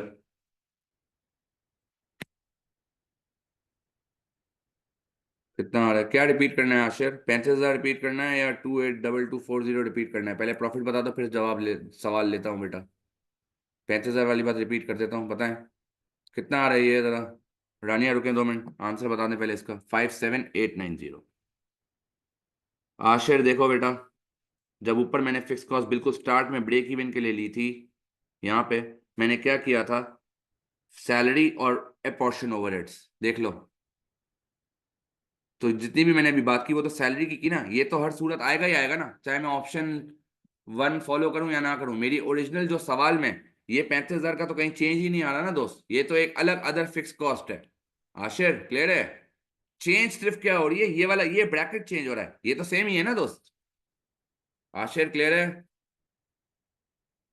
यहां भी मैंने लिया है, देख लो, इस 207800 में भी 35,000 शामिल हुआ है। तो अदर फिक्स कॉस्ट जो है पोर्शन वाली, उस पर तो फड्डा है ही नहीं, फड्डा है फिक्स सैलरी इस पे, ठीक है। अब पूछे कौन क्या पूछ रहा था? जी मिस रानी, अब आप अपना सवाल पूछेंगे, क्या पूछनी थी आप? फिक्स सैलरी भी तो ऐसे ही आवर्स बढ़ेंगे तो सैलरी बढ़ाएंगे, क्या मतलब इस बात का? एक बात सुन लो, जो बच्चे ये बोल रहे हैं कि वर्कर ज्यादा काम करेंगे तो उनकी सैलरी बढ़ेगी, बेटा उन्होंने काम इतना ही करना है, 48 weeks each year, 40 hours per week, यही काम करना है उन्होंने। वो ज्यादा आवर्स कर रहे हैं काम, तो मैंने उसको ओवर टाइम बना के वेरिएबल ही दिखाया है। फिक्स तो यही रहेगा, उसने कह दिया है साफ साफ कि फिक्स ओवरहेड सैलरी है और ये चीज फिक्स्ड है। इसके ऊपर जितना भी काम होगा मिस, वो सारा वेरिएबल होगा। क्लियर है? चलें आगे हैं। सर आप कहता है calculate the payroll services department contribution if directors choose option 2। अब आ जाओ ऑप्शन 2 पढ़ लेते हैं, पहले तो हमने पढ़ा ही नहीं था। कहता है the company has also been approached by a large overseas company offering to process all of the payroll work for a fixed fee of 390,000 per annum. अब बेटा बहुत गौर से सुनना। सर पहले तो हमें क्लाइंट्स अप्रोच करते थे कि आओ हमारा पेरोल का काम करो, और हम जो है ना वो आपको, आप हमें अपने एम्प्लॉयज जो पेरोल के जो हमारा काम करेंगे, और हम आपको जो है वो पैसे देंगे। $35 के हिसाब से मैं 1 घंटे के उनसे चार्ज कर रहा था। अब ये एक कंपनी आई है जो मुझे बोल रही है भाई तुम्हारे जितने भी क्लाइंटों का काम है ना वो हमें दो, हम एक फिक्स फी में तुम्हारा काम कर देंगे, और वो फिक्स फी हम तुमसे लेंगे 390। सर इसका मतलब अगर जो है वो मेरा मुझसे काम ले रहे हैं, यानी अब मुझे लेबर को एम्प्लॉय करने की कोई जरूरत नहीं है। मैंने क्लाइंट से काम पकड़ा, बीच में मैं एक इंटरमीडियरी हूं। सुन लो, मेरे पास आया, मेरे पास लेट्स मैं एग्जांपल से देता हूँ। Sir GSK, let's suppose GSK एक कंपनी है, सबको पता है ना भाई दवाइयों की कंपनी है, और मैं हूं एचएस लिमिटेड। जीएसके ने मुझे हायर किया कि हमारे पास पेरोल का डिपार्टमेंट नहीं है, आप अपने पेरोल के एम्प्लॉयज हमारे पास भेजो और हम आपको पैसे देंगे। ये काम तो मैं नॉर्मल करता रह रहा था। ऑप्शन 2 में क्या हो रहा है? ऑप्शन 2 में ये हुआ है, सर एक आशिर एंड कंपनी है, वो आई मेरे पास और मुझे बोला तुम जीएसके से जो काम उठाते हो तुम अपने लेबर वहां बेचते हो और तुम उनसे पैसे लेते हो, एक काम ये करो जीएसके का काम हमें दे दो, हम ये काम तुम्हें 3,90,000 में करके दे देंगे। क्या ये अरेंज, दोबारा रिपीट कर ले। सर मैं जीएसके का काम कर रहा हूँ, जीएसके ने मुझे काम दिया है, मैं एज एन एचएस लिमिटेड मैं as an HS limited labours hire करता हूँ, लेबर्स को सस्ते में हायर करता हूँ, लेबर्स को $18 में हायर करता हूँ, और मैं ये लेबर्स को यहाँ काम के लिए बेचता हूँ, और जीएसके मुझे देती है $35 1 घंटे के। पहले मैं इस अरेंजमेंट पे काम कर रहा था, कभी मैं लेबर्स हायर करता था $18 के हिसाब से और मैं यहाँ काम करने भेजता था। अब एक कंपनी आई है आशिर एंड कंपनी, वो ये कह रही है बिला वजह तुम इतने लेबर्स ढूंढते हो मार्केट से, $18 के लेबर्स की हायरिंग छोड़ो, जो भी इसका काम है वो मैं तुम्हें करके दूंगा, और मैं तुमसे इस काम की फीस दूंगा, तुम्हें पैसे दूंगा, तुमसे पैसे लूंगा, और तुम्हें 3,90,000 में काम कर दूंगा, चाहे जितने भी लेबर्स की जरूरत है मैं वो प्रोवाइड करूंगा, और मैं 3,90,000 में तुम्हारा ये काम कर दूंगा, तुम्हें लेबर हायर करने की जरूरत नहीं है।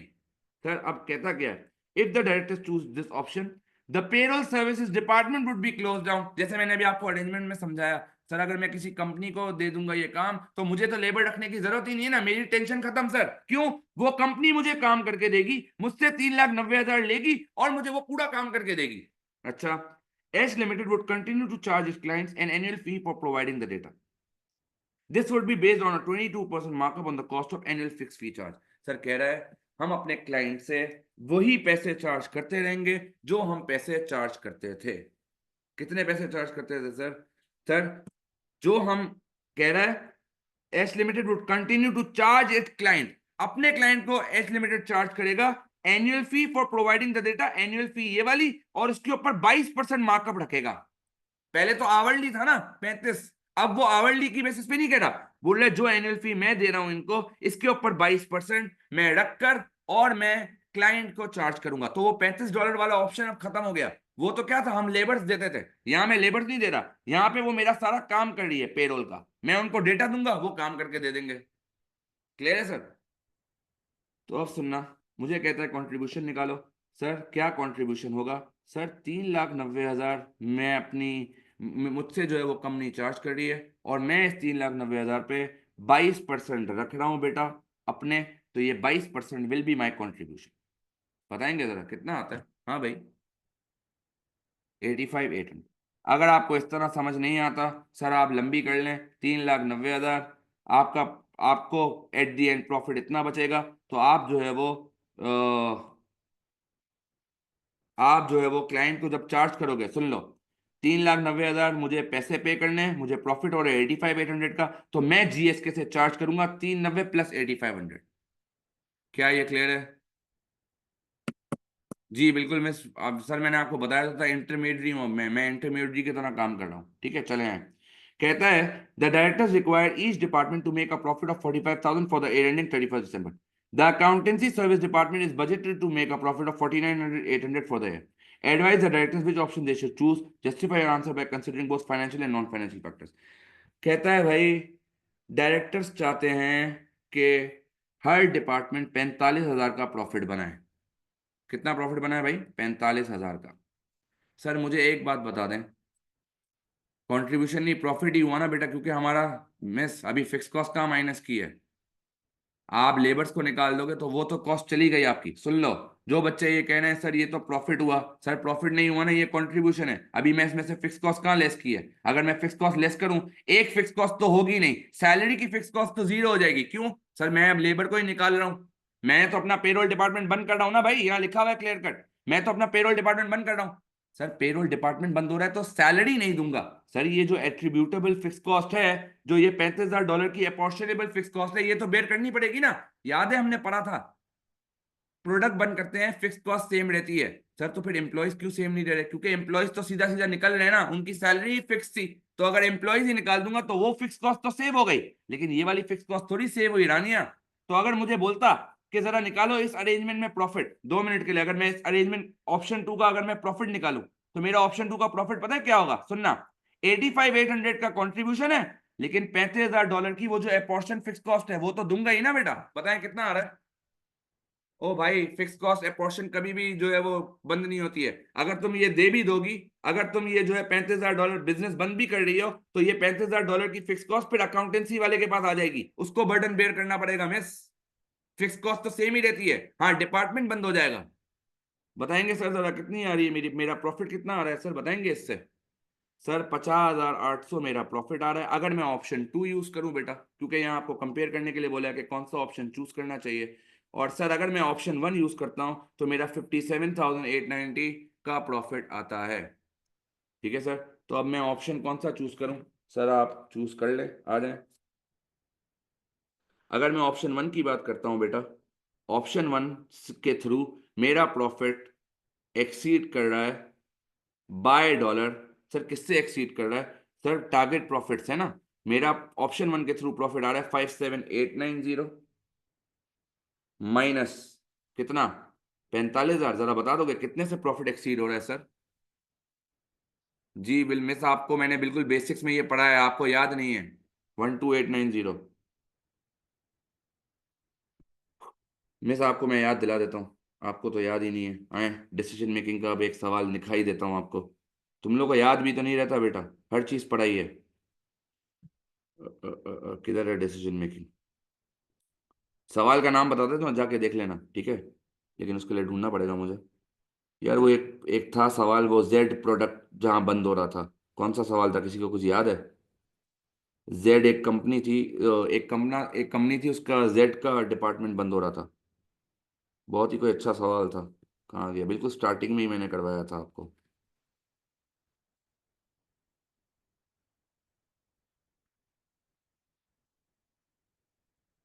याद भी नहीं आ रहा है अभी, कहाँ है, रुको देख लेते हैं।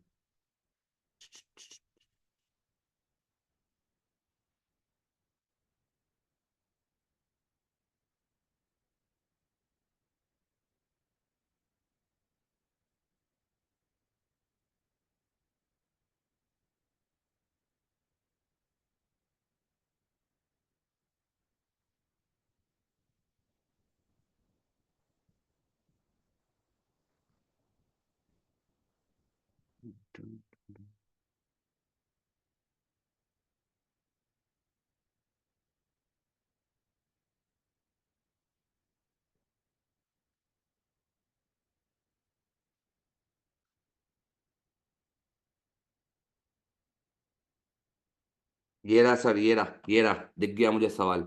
जाकर देख लीजिएगा, ये बोल्ड लिमिटेड के नाम से मैंने आपको सवाल करवाया था। बोल्ड लिमिटेड के नाम से मैंने आपको सवाल करवाया था। और इसमें इसमें यहाँ प्रपोजल था, चेक कर लें, मैं आपको दिखा देता हूँ किधर गया यार, यहाँ पे किधर गया, बोल्ड लिमिटेड ये रहा। इसमें आप देख लें, मैं आपको दिखा देता हूँ बेटा। उसने एक प्रोडक्ट बनाना बंद कर दिया था, लेकिन हमने फिर भी फिक्स कॉस्ट ली थी। ये देख लें, कह रहा है स्टॉप मैन्युफैक्चरिंग जेड, बट फिर भी मैंने फिक्स कॉस्ट ली थी बेटा। ये रही, देख लें, ये मैंने फिक्स कॉस्ट 48,000 और 45,000 दोनों लिए हैं। ये देख लें मिस रानिया, आप जाके देखेंगी इसकी वीडियो, आपको याद आ जाएगा। सवाल में फिक्स कॉस्ट थी दो बेटा। कहाँ गई, ये रही। ये ओवरहेड्स है, इसको मैंने वेरिएबल और फिक्स में तोड़ा था, और मैंने फिक्स्ड कॉस्ट निकाली थी। ये रही, कहाँ गई फिक्स कॉस्ट, ये 48 और 45, एक वाई की थी एक जेड की थी। जेड बंद कर दिया, फिर भी हमने फिक्स कॉस्ट लिए, और वो वाई को फिक्स कॉस्ट का बर्डन ट्रांसफर हुआ है। जाकर देख लीजिएगा ये सवाल। याद रखना, जब भी एक प्रोडक्ट बंद कर रहा हूं, उसका प्रॉफिट, उसकी फिक्स कॉस्ट दूसरे डिपार्टमेंट को जाएगी, ठीक है। लेकिन अभी मैंने डिपार्टमेंट बंद किया है, स्टिल मुझे उस डिपार्टमेंट से प्रॉफिट आ रहा है, तो मैं ये वाली फिक्स कॉस्ट लूंगा ही लूंगा बेटा, ठीक है। चलें आगे। सर प्रॉफिट एक्सीड हो रहा है, अगर ऑप्शन वन चूज कर रहा हूं, सर इस प्रॉफिट, ये प्रॉफिट मेरा एक्सीड हो रहा है इतने से, पॉजिटिव आ गया बेटा।